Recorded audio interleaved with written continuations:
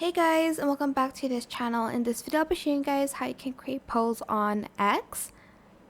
So select like your tweet here and select this poll right here. So you're going to ask a question, maybe like, what is your favorite food right now or something, I don't know.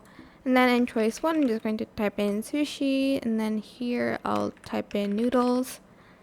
Then I'm just going to add more options here.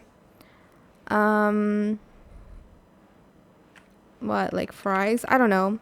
You can also adjust the poll length. You can have it up to 7 days. That's the max. You can also have it for only a couple of hours here. And if you want to, you can only have it for a couple of minutes. So like maybe 10 minutes. I don't know.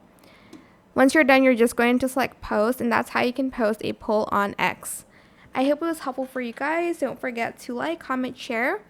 Also subscribe to this channel if you haven't done that already. If you have any more questions about this video, just leave it in the comment section down below. I'll try my best to answer them all for you guys, and if you found this video helpful, please click the thanks button as well. That is it. Thank you so much for watching. Bye!